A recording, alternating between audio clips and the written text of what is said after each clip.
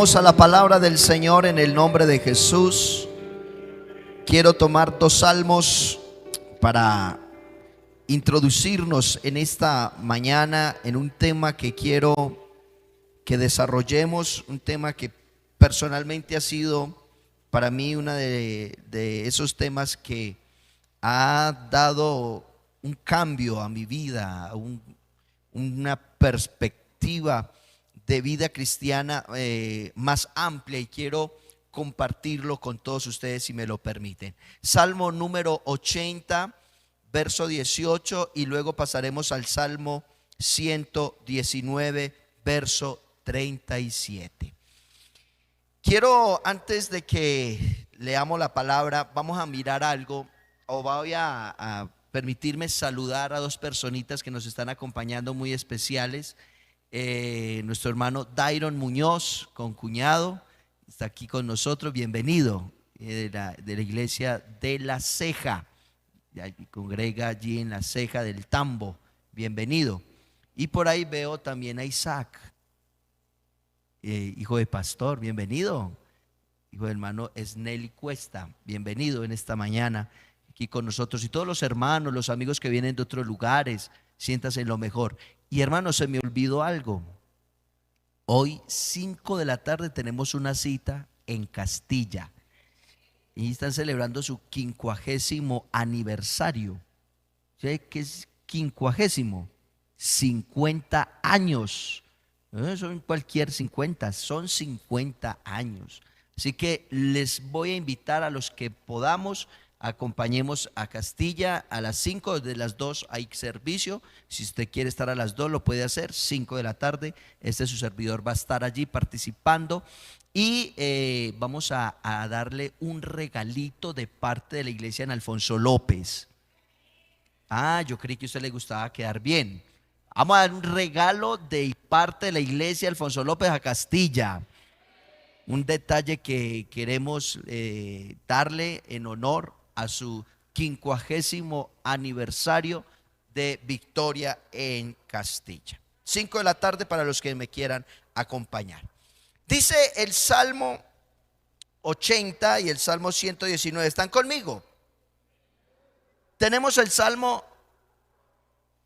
Vámonos primero con el Salmo 119 y vamos a tomar el verso 37. Dice así. Salmo 119, verso 37, y luego pasaremos al 80. Dice así: aparta mis ojos que no vean qué. Y el texto al final dice ¿cómo? Diga conmigo: avívame en tu camino. Pasamos al Salmo 80. Salmo número 80, verso 18. Así no nos apartaremos de ti. Vida nos darás, diga conmigo, vida nos darás, e invocaremos tu nombre. Quiero en esta mañana, hermanos, tocar el tema al cual he titulado avivamiento personal. ¿Cuál es el tema que vamos a tocar? Avivamiento personal.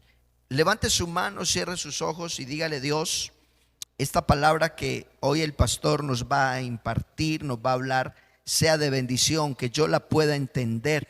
Usa a mi pastor, dale la gracia, la unción, la sabiduría. Y yo voy a orar por usted para que el Señor le dé la bendición, la gracia y le abra el entendimiento para que comprenda la palabra. Soberano Dios y Padre, estamos aquí, Señor, convencidos de que es tu voluntad, que es agradable y perfecta, y estamos contentos de estar aquí y sobre todo poder oír tu palabra, sentarnos a la mesa y poder disfrutar de tu palabra. Háblanos en esta hora en el nombre del Señor Jesucristo. Amén y amén. Mira el que está a su lado y dígale: eres llamado al avivamiento personal. Siéntese, tengan la bondad, gritando gloria a Dios.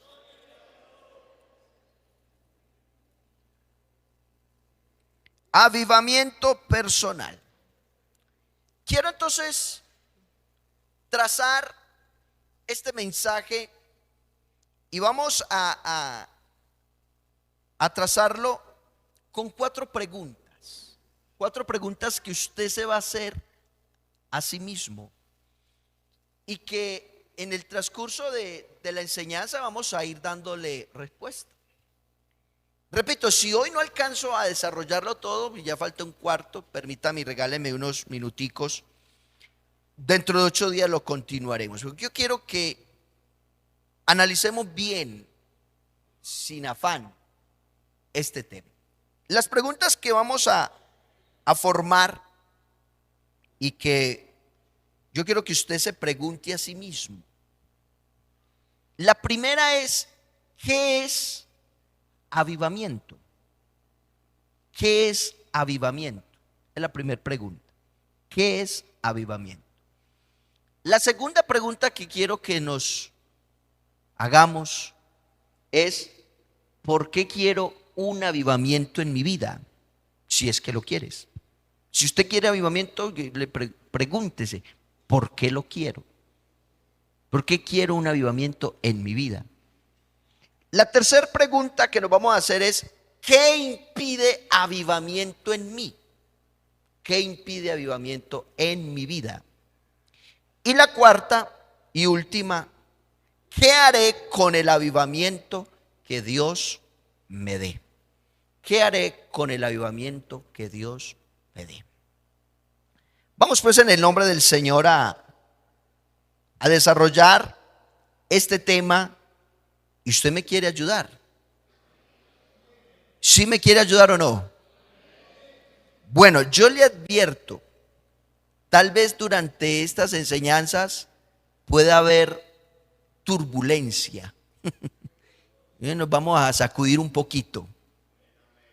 Así que abróchese bien sus cinturones, porque vamos a despegar. Pero en el viaje, tal vez toquemos por ahí algunos nerviecitos que nos muevan. Pero bueno, si el Señor nos hace mover, nos movemos. Y si hay que cambiar, cambiamos.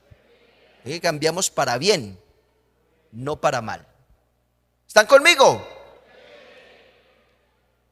De por sí, cada vez que uno llega a una congregación, uno empieza a oír las necesidades y a ver también las necesidades. Se acerca el hermano, hermano, es que ve aquí tal cosa, esto, que lo otro. Hermano, es que realmente necesitamos esto. Y yo empiezo a escuchar y a ver. Y realmente cuando a uno le dicen algo, por decirlo, lo dicen porque es una realidad.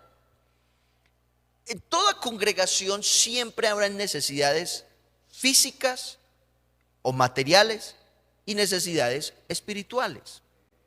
Siempre, siempre. Y en ninguna congregación se puede decir ya estamos completos.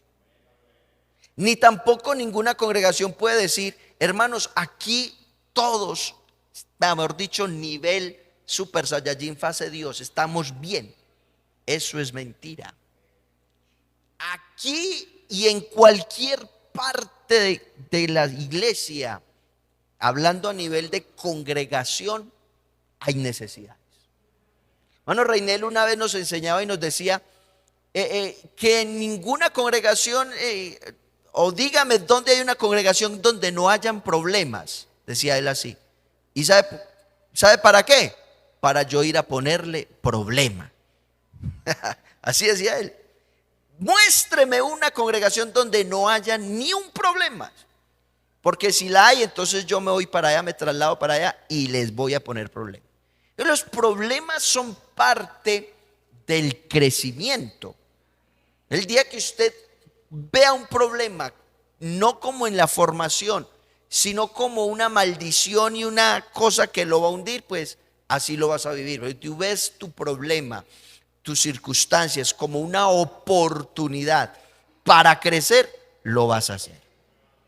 Tal el pensamiento del hombre, tal es él, dice el proverbista. De manera como usted piense, como usted analice la vida, eso usted lo va a hacer. Y usted ahorita me va a entender y en el transcurso de estas enseñanzas me va a entender.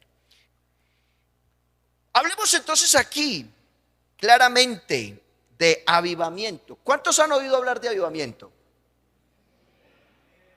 Muy poquitos. ¿Ha oído hablar de avivamiento?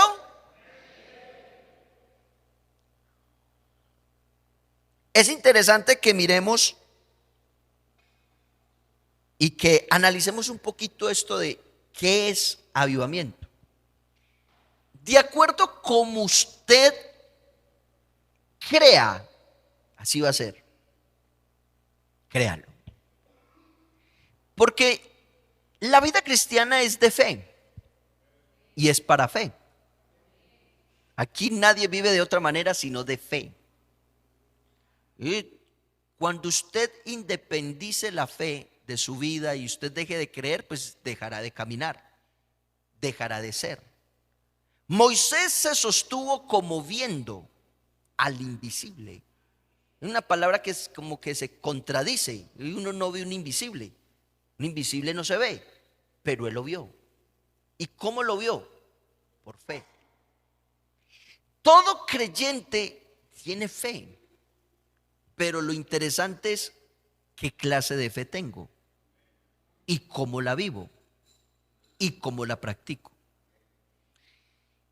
Cuando hablamos de avivamiento, se nos ocurren muchas ideas, se nos ocurren muchas cosas. Cuando vimos la palabra avivamiento, se nos viene la idea de una iglesia fervorosa, activa. ¿Qué podría ser yo? Cuando hablamos de avivamiento, otros hablan de la llenura del Espíritu Santo, el hablar en lenguas, el danzar, en fin, muchos y cada uno tiene una opinión sobre avivamiento. Y eso es lo interesante, que es un pensamiento diverso, pero qué bueno que nos fuéramos y llegáramos a la unidad de la fe. El propósito de la iglesia es que todos lleguemos a un solo pensamiento, que lleguemos a esa unidad de la fe. Y cuando hablamos de avivamiento, entonces, ¿qué creemos? ¿Qué pensamos? Pero permítame, antes de que podamos responder esta pregunta de qué es avivamiento, resulta y acontece que en la historia del mundo evangélico, en la historia del mundo protestante, ¿usted es protestante? Aquí voy conociendo. ¿Tú crees que la palabra protestante es mala? Oh, yo no soy protestante, hay poder. Y que resulta que usted sí es protestante. Y protestamos contra el pecado. Sí. Dentro de lo que es el mundo protestante o evangélico, se habla de una historia desde 1700 hasta la fecha de hoy, de los grandes avivamientos que han ocurrido dentro de la historia de la humanidad y del mundo protestante. Por ejemplo, ¿quién ha oído hablar de John Wesley o Juan Wesley? Levante la mano alguien si ha oído hablar de ese personaje. Juan Wesley. 2 personitas y el resto nunca ha oído hablar de Juan Wesley. ¿En serio? Seamos sinceros. ¿Ha oído o no? Usted diga, pastor, nunca ha oído hablar de ese fulano. Muy bien, y no lo tienes que saber porque eso tampoco pues te va a salvar o te va a condenar. Es muy normal. Juan Wesley. Dígame, ¿usted ha oído hablar de un personaje llamado Jonathan Edwards? No, tampoco. Ok. ¿Usted ha oído hablar de un personaje llamado John Knox? Tampoco. Pastor, usted puede decir todos los nombres que quiera, yo no conozco a ninguno. Hábleme de Cristo. Hablemos de Cristo. A ese sí lo conoce, ¿cierto? Él es el que necesitamos conocer. Bueno, esto lo digo porque son personas que fueron usadas en su época para traer avivamiento. En las épocas de 1700, en Europa, empezaron a tener un despertar por la evangelización y la propagación del evangelio. A los que les gusta leer, la iglesia desde Pentecostés hasta ahora ha tenido varias situaciones. Un tiempo que se llamó el tiempo del oscurantismo. No se podía hablar de Dios. Fue una época difícil para el mundo cristiano. Pero entonces surge gente que empieza a tener algo de parte de Dios y a hablar, a predicar, a enseñar. Juan Wesley fue uno de ellos, un hombre reformador en el mundo evangélico. Pero no nos vamos tan atrás, vámonos aquí a nuestro tiempo, a la época de 1900, siglo XX. Por ejemplo, se habla de un hombre llamado Carlos Parman, cual era un teólogo y maestro en uno de sus institutos. Voy a contar un poquito de historia. Él a sus alumnos le estaba hablando de la iglesia primitiva, de Pentecostés, de esa iglesia que habló en lenguas, de lo que hacían, los milagros y todo. Él les hablaba y entonces sus alumnos fueron motivados, escuche, motivados a tener la experiencia pentecostal de lo que sucedió en Pentecostés. Entonces ellos, se dice la historia que ellos empezaron a orar y se metían cajas en su cabeza, se metían la cabeza dentro de una caja para ellos oír su propia oración y entrar en una profundidad de oración y decir a Dios: Dios, yo necesito esa experiencia que tuvieron los primeros cristianos. Yo quiero sentir eso. Y dice la historia que ellos empezaron a sentir la presencia de Dios y empezaron a tener lo que se llamó el movimiento pentecostal. Ese movimiento pentecostal que se inicia en 1900 hasta el día de hoy. Hay una cantidad de iglesias que son llamadas iglesias pentecostales. Si yo le hiciera una pregunta a usted, ¿usted por qué es pentecostal? ¿Usted qué diría? Es pentecostal porque sí. No, una respuesta.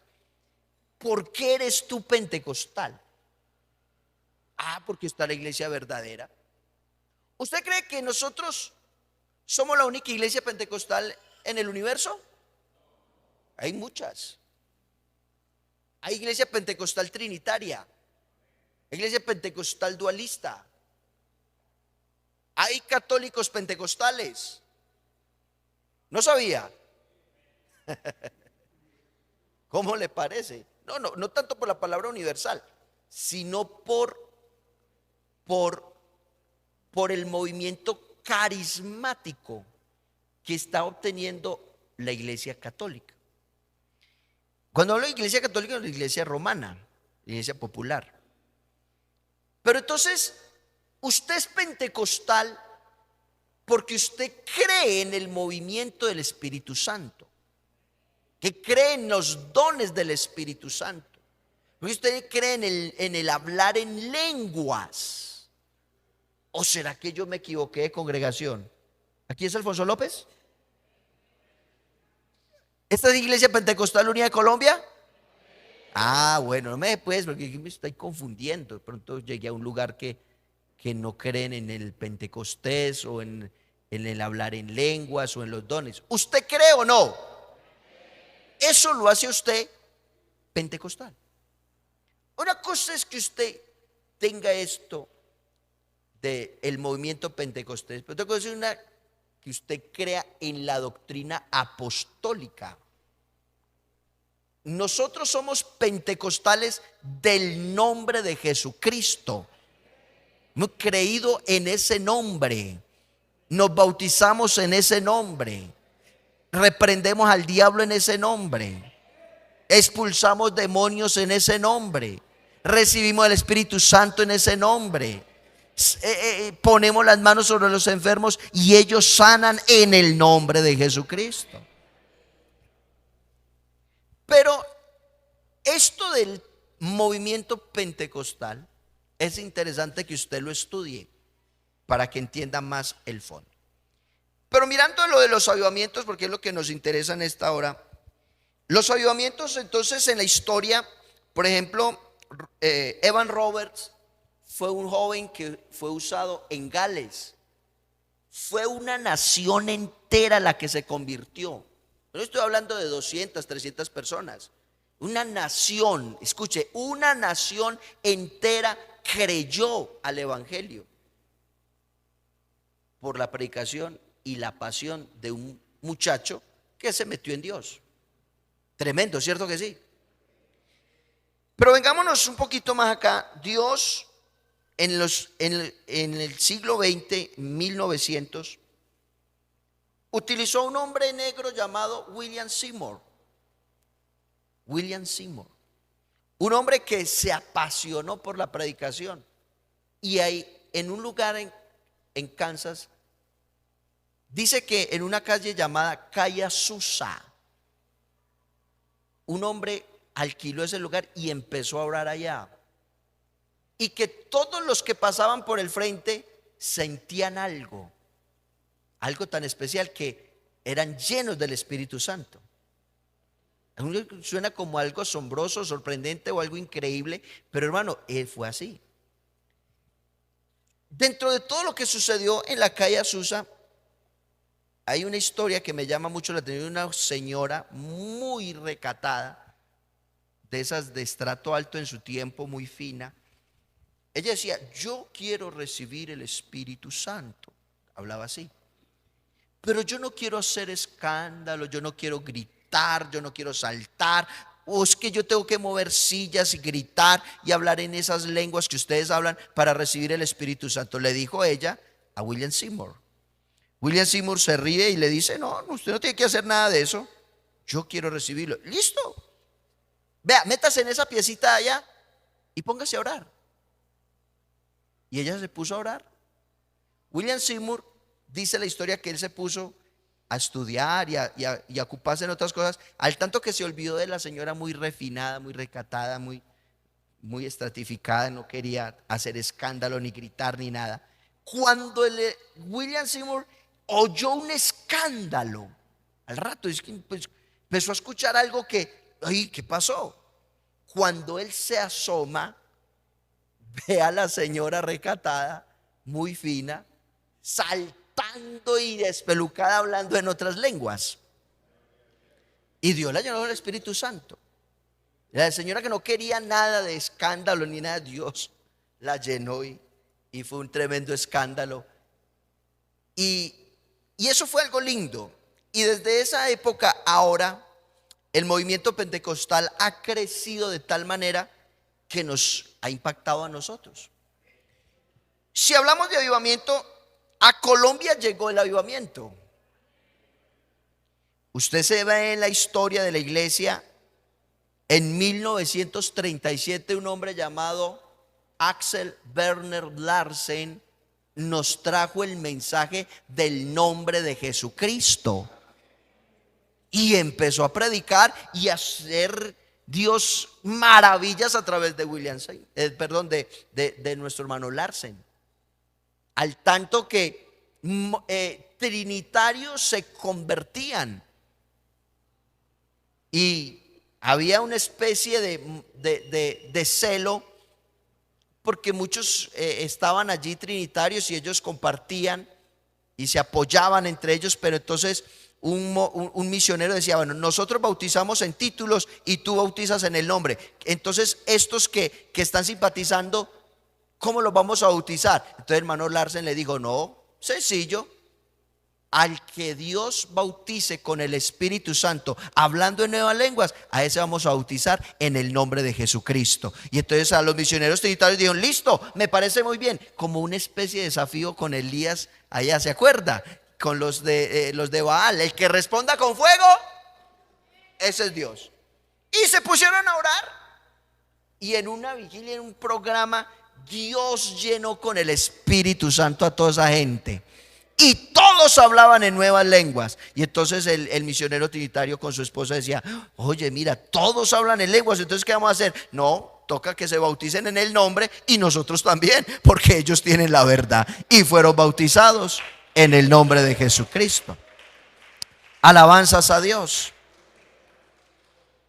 Y ya más de 80 años que el avivamiento comenzó en Colombia y llegó a tu vida. Ve, yo pensé que había llegado a tu vida. A mi vida llegó.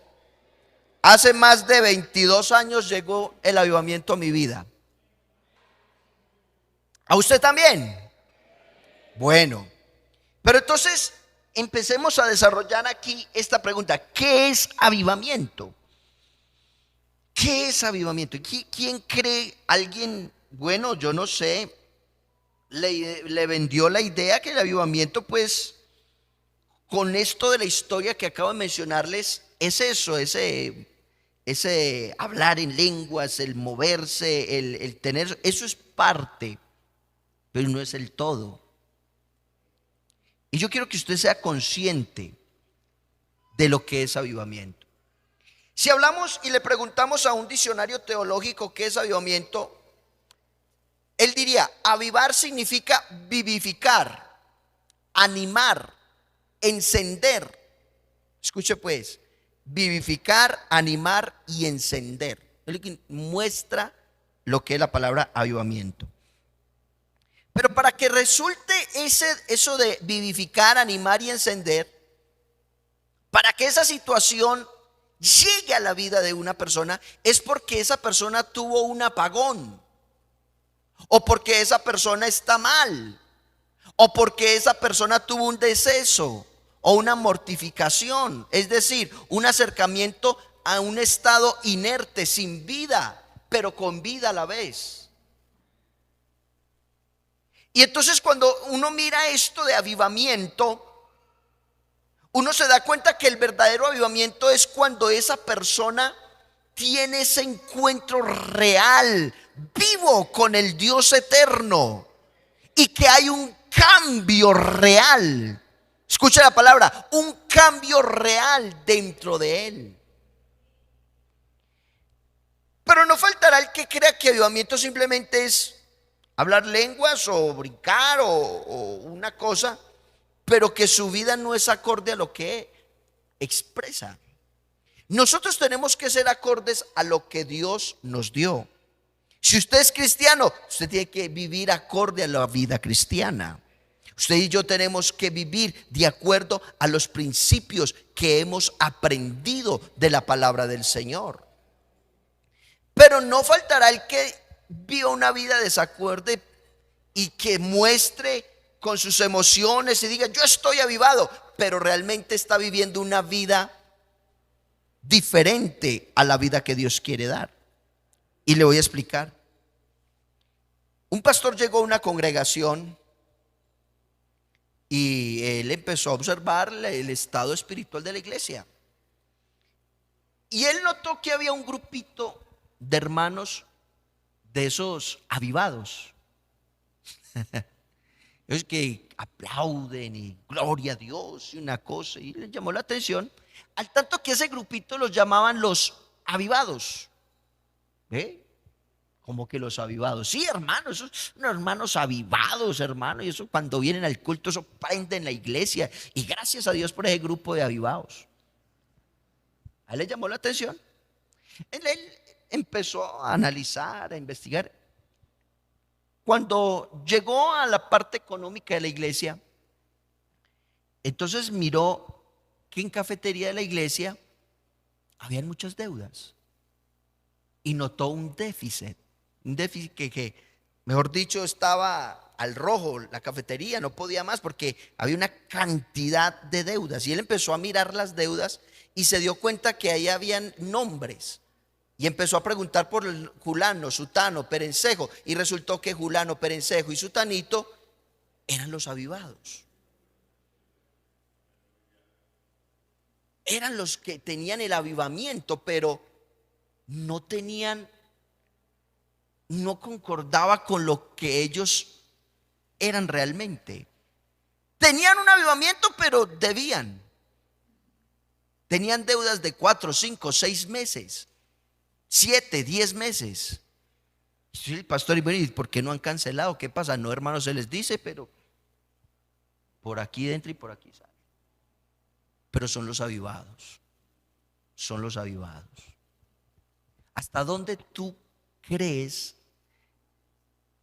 que la vida cristiana simplemente es emoción, pero no vives de acuerdo a lo que es esa emoción, a lo que es, entre comillas digo, ese avivamiento que tú y yo tenemos? Yo les dije que íbamos a tocar fibra, ¿cierto que sí? Así que si le está sintiendo algo, así no diga amén, pero diga ay, ay, ay.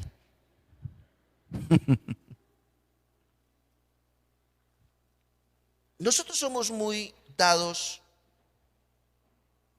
a lo emocional.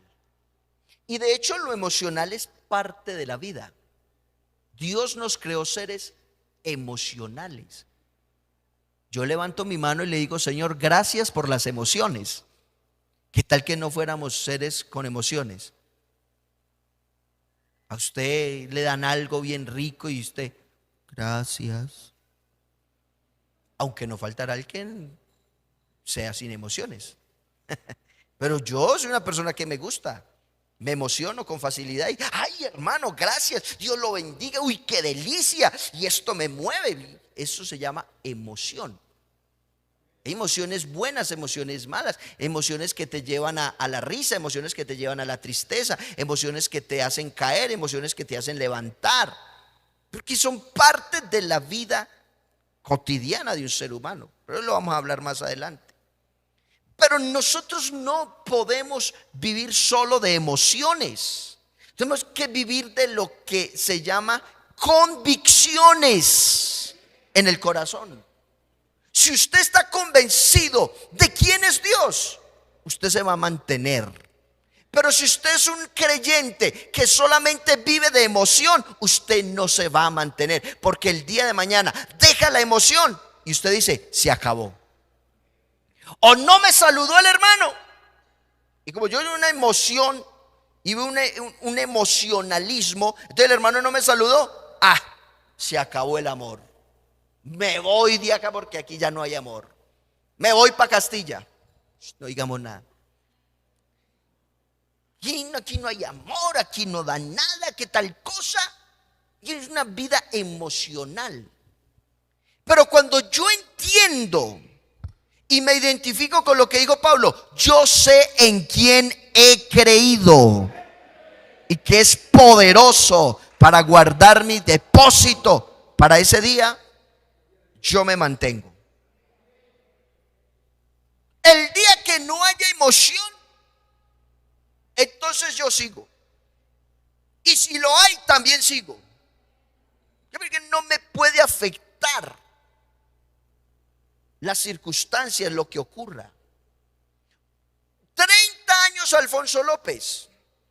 Y durante 30 años han pasado muchos ministros que les han enseñado la palabra, que les han trazado la palabra. Cientos de hermanos que han venido y se han ido. Otros están descarriados, otros murieron. Pero usted está aquí. Pero con todo lo que haya sucedido en López, hermano, la iglesia sigue siendo de Dios. Y la iglesia está convencida de que hay uno que es todopoderoso, el cual está con nosotros como poderoso gigante. Bríndele fuerte ese aplauso al Señor si lo quiere hacer.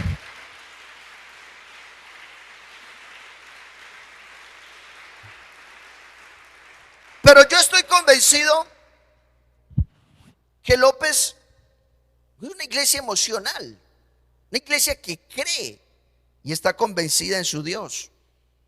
Y muchas cosas han vivido. Y miles de mensajes han oído.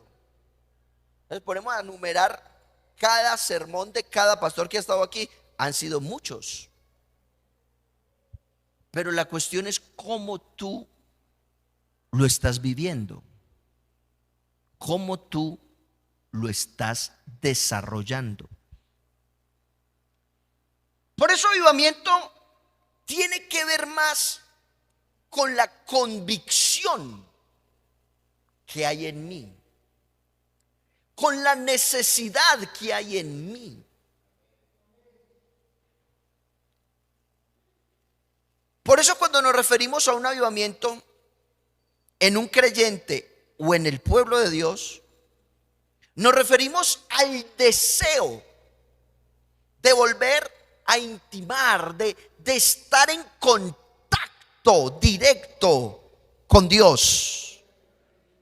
De que ese amor, escuche la palabra amor, por el Señor esté al rojo, vivo, encendido, y que esté constante.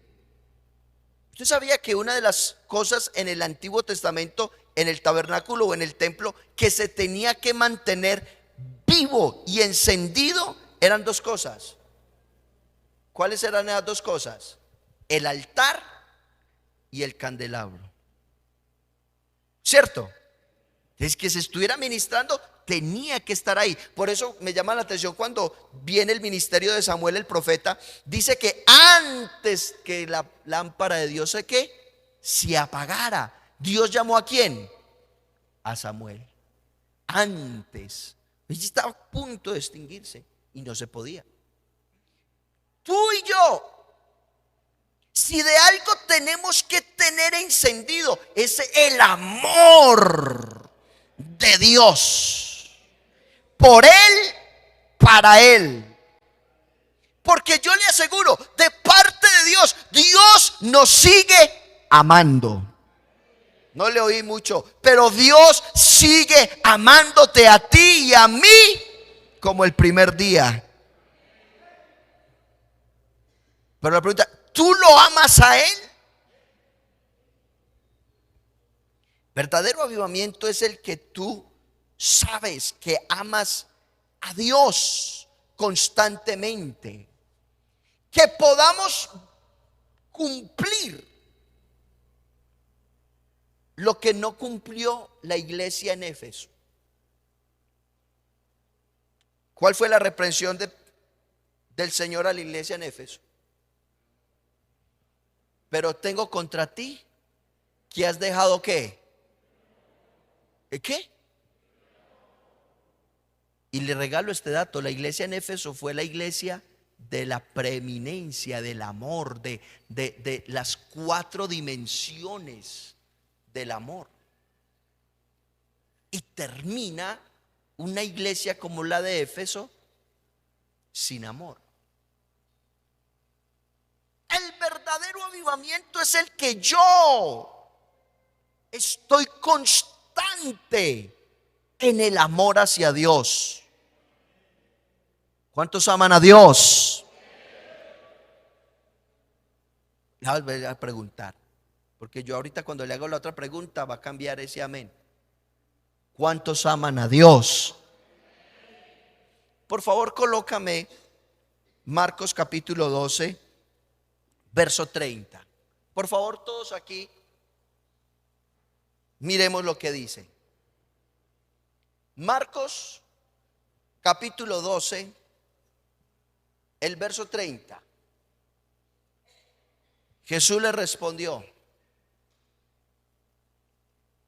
y amarás al Señor tu Dios con todo tu corazón y con toda tu alma y con toda tu mente y con todas tus fuerzas. ¿Este es qué?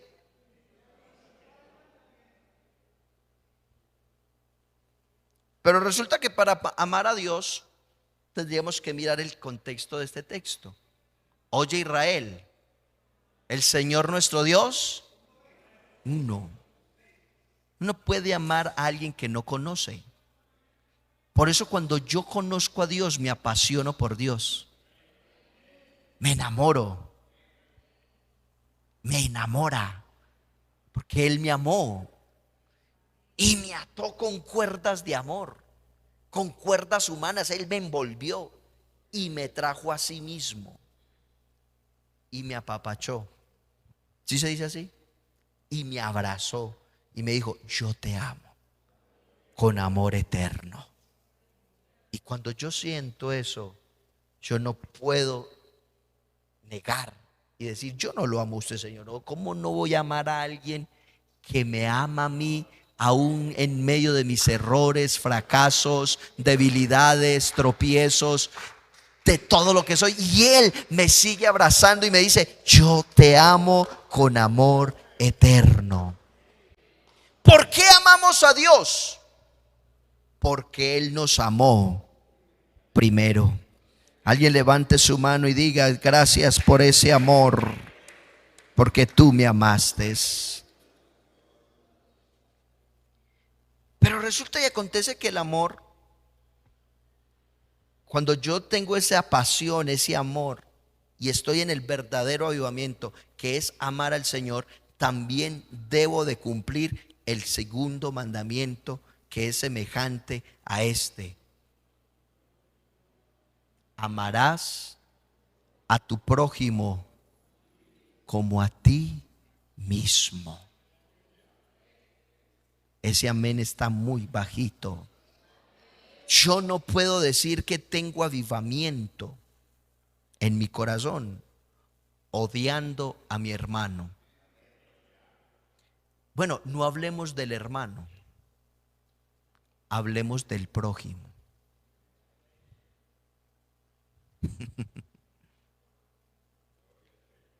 Como el tiempo ya se me va a ir, voy a terminar con esto. Uno de esos escribas fariseos que vio que el Señor a todo le daba buena respuesta, le preguntó para tentarle, ¿qué cosa haré para heredar? Ah, no, amarás a Dios con todo tu corazón, con toda tu mente. Y el segundo, amarás a tu prójimo como a ti mismo. Entonces el hombre dijo, bueno, Señor, muy bien. Y entonces para probarle le dijo, ¿y quién es mi prójimo? ¿Usted se ha preguntado quién es su prójimo? Sí. ¿Cuál es tu prójimo? ¿Ah? A ver, despacio, que no les oigo. ¿Cómo dice usted? Todos los que están alrededor de nosotros. ¿Quién por ahí? ¿Quién dijo? ¿Quién es tu prójimo? El vecino. Ah, ¿es lo que tú dices? Todos.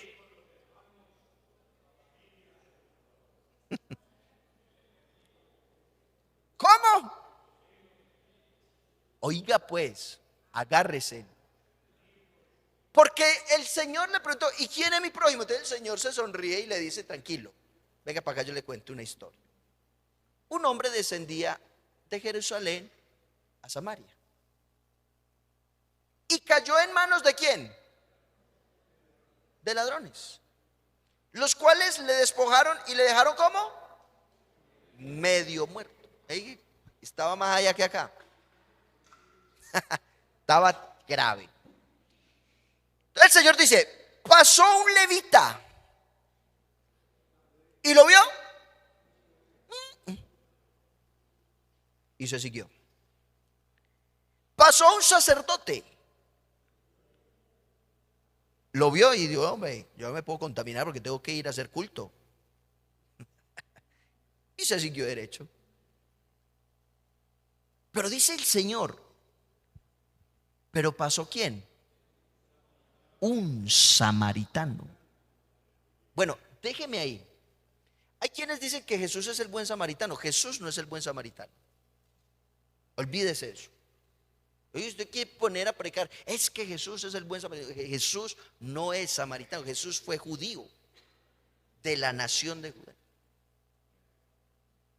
Lo que el Señor está expresando allí es un golpe bajo y alto a ese hombre. Porque los judíos tenían una mentalidad de que nosotros somos lo mejor. Nosotros somos la alta sociedad. Tenemos a Dios, somos el linaje, tenemos esto. El Señor lo baja de esa nube y le dice, mire, pasó un levita y no hizo nada. Pasó un sacerdote y no hizo nada. Pero pasó un samaritano, el cual fue movido ¿a qué? ¿Y qué hizo con él? Vendó sus heridas, lo colocó en su cabalgadura, lo llevó al mesón, lo cuidó unos días y pagó otros días y cuídemele, y lo que más le gaste yo se lo pago, no me preocupe. ¿A qué voy? Eso es sencillo.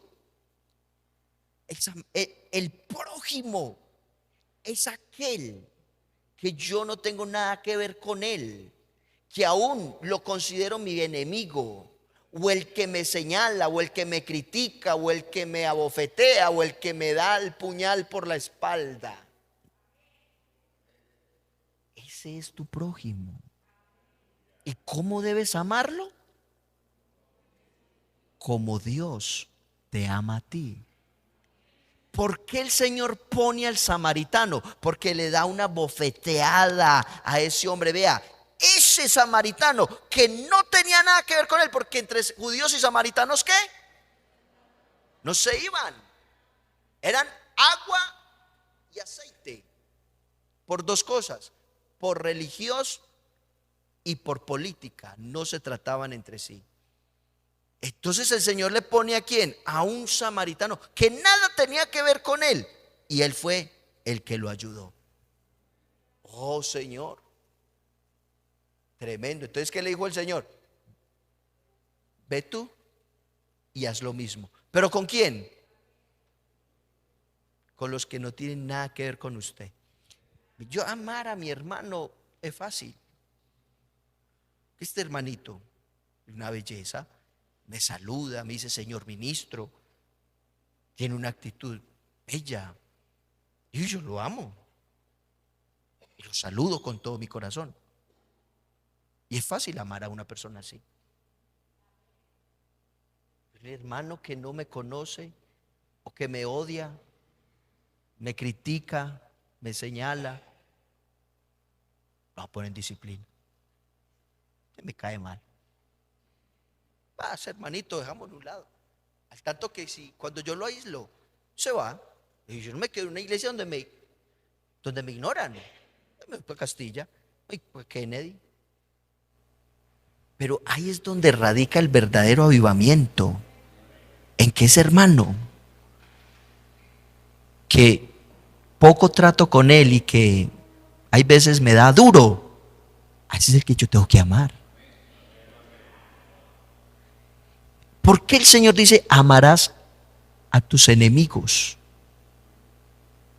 Porque amar a los amigos es fácil. Amar a un hijo es lo mejor. Así sea drogadicto, sea lo que sea, yo lo amo, porque es mi hijo. Pero tú amas al otro drogadicto que le dio la droga a él. Tú amas a el compañero de tu hijo que sale a delinquir con él. ¿Lo amas? Pero estamos en avivamiento. Y venimos a la iglesia y aplaudimos y hacemos un sinfín de cosas y decimos tener avivamiento. ¿Cuál es el verdadero avivamiento?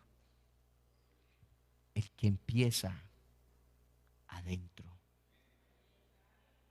amando a los que no merecen ser amados, pero yo lo amo. ¿Usted cree que Dios estaba obligado a amarlo a usted? A Dios le pusieron un 38 en la cabeza. Dios, si no amas a esa gente, te mueres. Dios le plació amarlo a usted. ¿Me perdona la palabra que le voy a decir? A Dios le dio la gana. Suena fuerte, pero es así. A Dios le dio la gana de amarme a mí. Porque Él quiso, porque ese es su ser, esa es su naturaleza, amor. Y Él me amó, aun siendo yo pecador. Cristo murió por mí. Yo siendo enemigo de Él, Él vino y se reconcilió conmigo. Yo sin buscarlo, Él me buscó, murió por mí y se derramó su sangre, resucitó y ahora vive dentro de mí. Y me dice al oído: Juan Felipe, tienes que aprender a amar también a esa que te hace daño, al que te critica, al que te señala, porque cuando tú lo amas a Él, te identificas conmigo y tendrás un verdadero avivamiento. Ese avivamiento del amor, ese avivamiento de la pasión por Dios, por las almas, por toda la iglesia.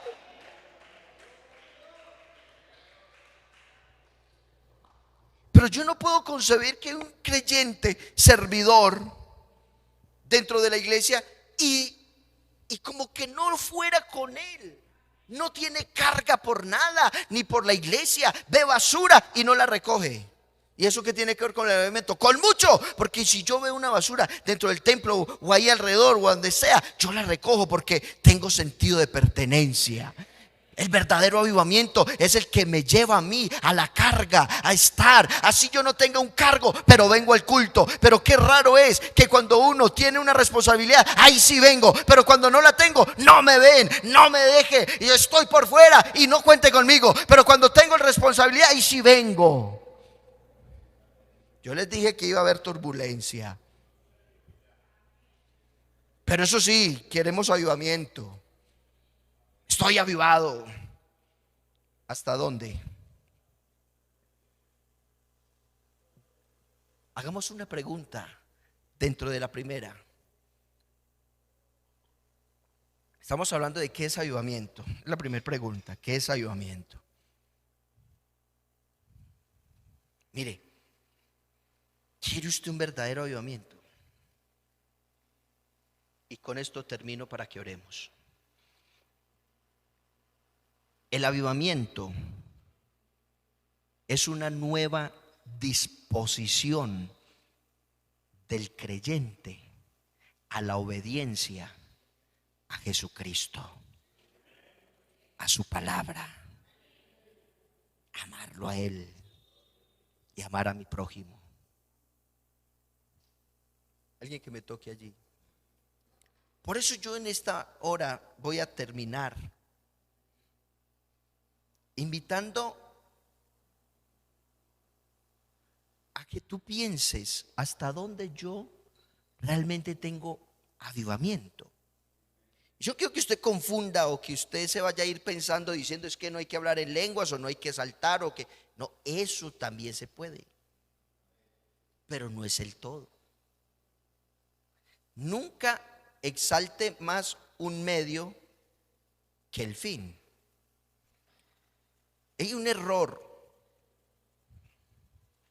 en muchos que pusieron la oración en un punto que Dios no la puso. Hasta nos inventamos una frase: mucha oración, mucho poder. Poca oración, poco poder. Pero eso no es así. Eso no es así. Yo estoy convencido que el poder es el poder de Dios en mí, el poder del Espíritu Santo, el poder del Evangelio. Pero no significa que no ore, no significa que no llame a la oración. La oración es un medio, pero el fin es Cristo, el cual responde, el cual fortalece, el cual da el poder, el cual ayuda. Avivamiento no es simplemente un momento de emoción. Esto lo digo para que me entienda. Avivamiento es toda la vida, con un deseo profundo de amar a Dios, amar a mis enemigos y extenderle la mano a aquel que un día me la negó y me negó el favor, pero yo aquí estoy. Cuenta conmigo. Ahí empieza el avivamiento. Póngase en pie, por favor.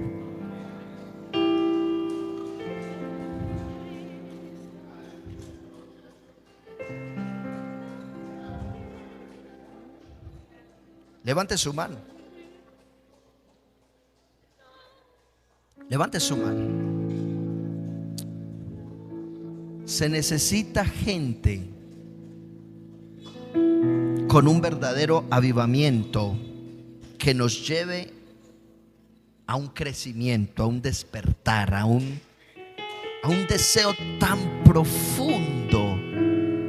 Escuche, un deseo tan profundo de hacer las cosas para la gloria de Dios y no para que me exalten los hombres a mí. Para la gloria de Dios lo hago, porque es Dios quien me llamó, me amó y vivo por Él. Me critican, sigo adelante. Me señalan, sigo adelante, porque yo sé quién he creído. ¿Alguien quisiera venir acá y decirle algo al Señor para irse? No sé quién querrá venir al altar. Si quisiera venir un momentico, ya nos vamos a ir, ya nos vamos a ir. Pero usted que necesita algo, hable con Él y dile: Señor, yo te necesito tanto, porque sin ti me muero, sin ti nada puedo hacer. Tú eres el motivo de que esté acá, pero ayúdame a tener ese verdadero avivamiento, a vivir una vida incendiada, apasionada, dirigida por ti. Los demás levanten su mano, por favor. Quiero orar por ti para despedir esta escuela dominical. Soberano Dios, Padre celestial, ayúdanos, perdónanos, porque te hemos fallado tantas veces. Pero aquí estoy en esta hora. Tu palabra es tan clara. Ayúdame a vivir, amarte a ti, Señor, amar a mis hermanos, amar a mi prójimo, amar a mis enemigos. Tú eres Dios y no hay otro como tú. Ayuda a esta iglesia en Alfonso López, direcciónala en el camino que tú quieres que tengamos, en esa visión clara, alcanzar el objetivo y poder crecer de una manera especial. Con tu mano levantada dile: gracias, gracias, gracias, Señor, gracias por la palabra, gracias por tu misericordia, gracias, Señor. Ayúdanos a vivir para ti, amarte a ti, adorarte a ti, a vivir una vida en avivamiento real, en el nombre del Señor Jesús.